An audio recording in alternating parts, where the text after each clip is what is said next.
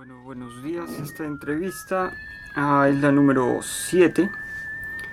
Estamos con su nombre, por favor. Ulises Piedra Collantes, ¿A qué se dedica? músico, escritor de cuentos, de poemas, de canciones, principalmente, entre otras actividades. ¿Nació en qué año? 1957 en Chimbote, por azares de la vida, y crecí en Chota, unos 20 años por ahí, y luego en el mundo. En Chota. Hablemos sobre Chota. ¿Qué es lo que lo llevó a Chota y qué recuerda de Chota? El trabajo de mi padre, que era empleado del Banco de la Nación, de la Caja de Depósitos y Consignaciones en esa época. Al principio de los años 60 llegamos a Chota. Pero el padre mío y mi madre son originarios de la región de Cajamarca, de Cutervo y Tacabamba. Entonces mi padre, como lo conocían sus amigos, era el más chotano de los cutervinos, porque vivió mucho y fue muy querido allá en la ciudad de Chota. ¿Qué lo lleva al camino de las artes, de la creación, de la comunicación? Lo que me va a llevar ahí es pienso yo, el paisaje sonoro.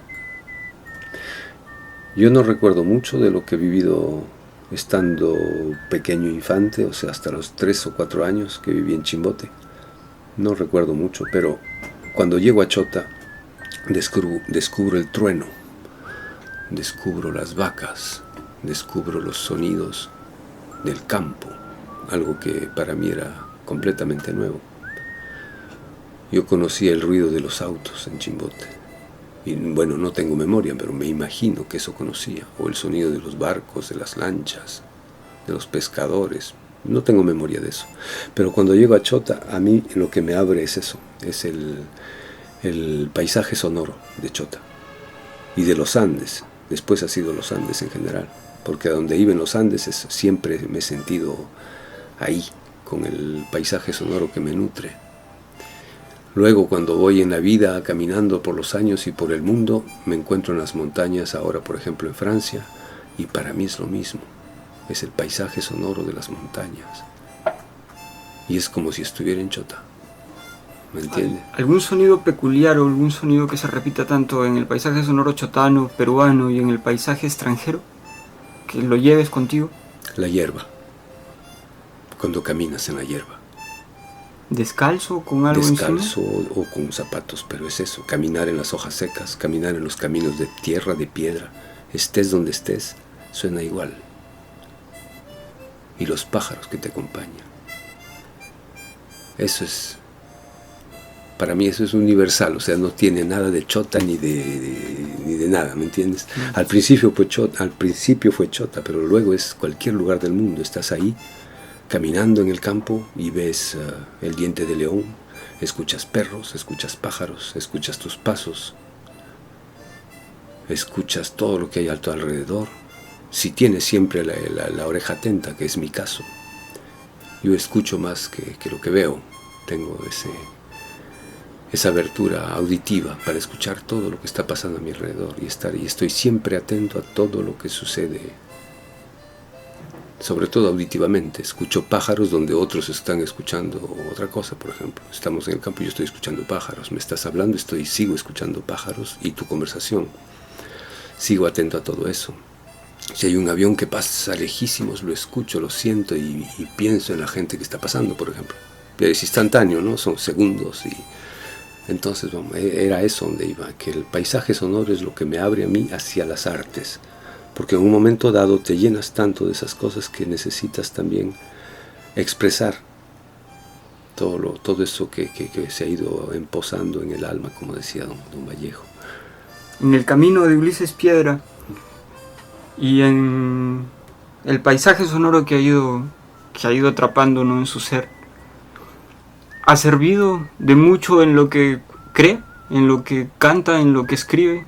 Pienso que sí, porque cuando analizo, cuando me pongo fuera de mi creación, es una gran palabra, creación, no creamos nada, todo está ya dicho e inventado, agenciamos más bien. Cuando agencio las palabras para hacer canciones, me doy cuenta que hay repeticiones, hay cosas que se repiten, hay mucho de material sonoro Hay mucho de material sonoro, de cosas que suenan, de cosas que dan sonidos. Hablo mucho de eso, en mis canciones sobre todo. Y me va a llevar hacia una... ¿Cómo decir? A ver, para no pecar de... una universalidad. Voy hacia eso más bien. Voy hacia eso. A sentir que el otro existe como ser humano. ¿Cómo describirías tu camino? Como como el de cualquier otra persona. Con altos y bajos, para acá, para allá, izquierda, derecha, sube, bajas, con lluvia, con truenos, con sol, con polvo. ¿Y tu camino sonoro? Piedras. Es el mismo, acompañado de todo, validando todo, agradeciendo por cada trueno y por cada piedra que me hace tropezar, porque eso es lo que me enseña a caminar. Cuando estuviste en Chota, ¿qué sonoridad fue la que te atrapó, la que te llevó a permanecer en el pueblo? No sé si me ayudó o me atrapó, pero lo que recuerdo bastante fue el sonido de la primera vez que escuché caer el granizo. Eso fue terrible. Me acuerdo que me escondía bajo la cama cuando veía caer los pedacitos de hielo y el ruido que hacían las calaminas. Y los truenos. Yo tendría 6 años y recuerdo decirle a mis padres, cuando ellos me preguntaban qué has escuchado, les decía, yo escuchaba a Dios, ¿cómo dice? Vaciando su volquete de piedras, porque en ese tiempo estaban pavimentando las calles. En los años 60, al principio de los años 60, estaban pavimentando las primeras calles en Chota y habían los volquetes de la municipalidad que echaban las piedras, ¿no? Entonces, y para mí sonaba igual. O sea, ya tenía una importancia el aspecto del paisaje sonoro. Todo lo que sonaba a mí me interesaba, tanto como lo que veía, claro. ¿Y en la escritura? ¿Qué la escritura es interesante porque yo tenía una habilidad para eso. Siempre fui curioso, eso sí, quería saber todo, quería analizarlo todo, quería saber por qué, y siempre estaba preguntando a mis padres por qué esto, por qué lo otro, hasta antipático me ponía. Bueno, como muchos niños, la curiosidad del infante que quiere conocer, ¿no? Y me pusieron al jardín de la infancia, y de ese jardín de la infancia donde tuve una profesora muy agradable y que recuerdo con mucho cariño, la señora Hoyos, de Soto, Clara Hoyos. Ella me enseñó mis primeras letras y soy eternamente agradecido a esta señora, porque eso es lo que me saca de la ignorancia, me lleva hacia la luz y me lleva hacia la poesía después, claro. Es cosa de cada uno. Pero tengo mucho respeto a la persona que me enseñó mis primeras letras. Eso me abrió al mundo. ¿Qué es ignorancia para Ulises Piedra? Ignorancia es no querer ver. El deseo y ¿cómo decir? El deseo, la voluntad de no querer ver, de no querer saber, de no querer escuchar. Esa es la ignorancia para mí. ¿Y la luz fuera de la ignorancia?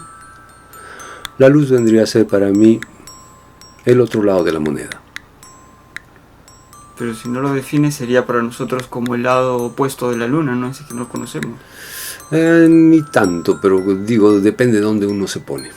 Depende de dónde uno se pone. Porque la luz puede ser ínfima. Una estrellita en un cielo negro rompe toda esa oscuridad, ¿entiendes? No necesita ser una gran luz. Después es cada uno la importancia que le das a esa luz. A eso me refiero. Cuando te digo que la persona que me enseñó mis primeras letras, yo la recuerdo con mucho cariño, porque es eso, es la primera lucecita que me abre al mundo y digo, con esto se lee, con esto puedo saber, con esto puedo ir a una biblioteca y leer y aprender. Eso para mí es la luz. Salir de esa ignorancia donde yo andaba preguntando por qué y a veces no habían respuestas. Ya sabiendo leer y escribir, me doy cuenta que ya no tengo que preguntar mucho, ahora tengo que preguntarme a mí. ¿A los cuántos años aprendiste a preguntarte a ti, a preguntarte y no preguntar? Cuando aprendí a leer, ahí ya preguntaba los libros. Me iba a las bibliotecas, cosa que faltaba mucho en Chota, evidentemente. Había una biblioteca En la casa teníamos, felizmente, mi padre siempre se ocupó de tener libros en la casa, enciclopedias, revistas. Me acuerdo que leí la Odisea a los 8 años. Ahí sabía quién era Ulises, por ejemplo. ¿Entiendes? Y el gran viaje y todo eso. Y me entré en la literatura, en los cuentos, en la poesía, ya en el mundo inmenso de las letras. En Chota, mientras cursabas la secundaria, ¿tus compañeros leían? ¿Tenían el mismo afán por la lectura? ¿Cómo era eso? Bueno, sí, la secundaria es más la palomillada, el juego. Éramos adolescentes, ¿no? Mucho juego, en la primaria igual. Pero yo tenía ese lado en que me interesaba más la poesía que el fútbol, por ejemplo. Los amigos, yo no jugaba fútbol. Yo era el delicado, ¿no? En el grupo. El que andaba con las niñas, el que jugaba a la rayuela, el que andaba haciendo dibujitos, el que se interesaba en los pajaritos, en la poesía, en las flores, en la belleza de las cosas. No andaba ni peleando, ni jugando al fútbol, no andaba en eso. ¿De qué año hablamos? Los años 60. En los años 60 durante... Estaba en primaria. ¿Y la secundaria? Y en la secundaria son los años 70. Ya, esa es la época de las dictaduras. Época de las dictaduras. Claro. ¿Existía en Chota una literatura en ese entonces? No, ¿Se había... publicaba algo? No. ¿Alguna revista o algo? No, todo estaba casi prohibido. Era muy, muy difícil encontrar cosas que te hacían pensar. Todo estaba amarrado. Todo estaba dirigido hacia la revolución que le decían ellos, de izquierda. La revolución de Velasco, militarizada, o sea, todo era militarizado. Desde que te levantabas en la mañanita tenías que cantar el himno, y veo que sigue eso. La educación militar en el Perú sigue como si todos fueran soldaditos que se preparan para una guerra que nunca llega, o que está ahí todo el tiempo. De hecho, que estuviste cuando Velasco pisó Chota, llegó a Chota. No me acuerdo, yo era muy niño, todavía era el año 68 y tenía 10 años. No creo que fue Chota, ni me acuerdo. En todo caso no me acuerdo. Lo que sí me acuerdo es que había muchas prohibiciones, sí. Yo ya tocaba mi música, tocaba mandolina a los 10 años y guitarra a los 11. Entonces estaba por ahí en el parque y venían los guardias a sacarnos del parque, porque estaba prohibido andar en más de 3 personas, por ejemplo. Eso tu generación no lo ha conocido. Pero a nosotros nos prohibían andar a más de 3 en las calles. ¿Y a dónde iban? Prohibido. Escapando de toda esa represión. Al campo, o te quedabas en casa, te reunías en casa con tus amigos. Pero estaba prohibida cualquier manifestación pública. El peligro era que la gente se hable entre ellos y se organicen, ¿no? Era el tiempo de la dictadura de izquierda. ¿Qué música se escuchaba ahí? Mucha música nacionalista. Vive el Perú, vive el Perú, vive el Perú, viva la revolución, en fin, somos libres. Musicales. Folclóricos bastante, dieron mucho apoyo a lo que era folclórico y a toda lo que era, que llaman ahora identidad peruana, que es lo que lo malogró al país, porque se volvieron enemigos de los ecuatorianos, enemigos de los chilenos, enemigos de todos los vecinos. Es como si en tu casa te enseñaran que el vecino no vale la pena y vives solo encerrado en tu casa. A eso voy. La gente se aísla con eso de la identidad, con eso del nacionalismo, el chauvinismo. Yo vivo ahora en Europa y he visto, por ejemplo, el ejemplo de Francia y Alemania. Yo vivo en Francia. A los días que se acaba la Segunda Guerra Mundial, ellos firman un acuerdo, ¿no? Donde se acaba la guerra, y a unos días, unas semanas, empiezan a trabajar juntos para crear la Europa que ahora existe como un continente. Toditos los países, cada quien con su bandera, pero nadie viene a decir esta es más linda que la otra, o yo tengo el himno más bonito. Cosas que por aquí todavía veo que se viven y se cantan y se glorifican como si fuera lo más lindo, lo más único, lo más...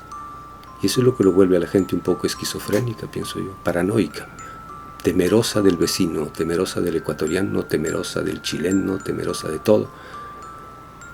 Cuando pienso en eso, mira, me voy hacia mi infancia y yo siempre andaba detrás de los extranjeros. Circo que llegaba, o eran colombianos o eran chilenos. eran circos que llegaban en los años 60. Y yo me iba a ver esa gente. O sea, yo conocí chilenos desde niño. Y tuve amigos chilenos desde niño. Estuve en el campo una vez, en el río Doñana, bajo el Puente Rojo, no sé si existe aún. Claro, sí, sí, el puente. Había un puente rojo y estábamos bañándonos ahí. Y habían chicos del circo, con amigos míos, estábamos una banda ahí de gente. Y sucede que yo me meto al río y como no sabía nadar, me empecé a ahogar. Y nadie se tiró a salvarme. ¿Sabes quién se tiró a salvarme? Un chileno. Sí. Un chileno se tiró al río. Para mí fue un símbolo, una cosa hermosa. Y los otros me miraban de afuera.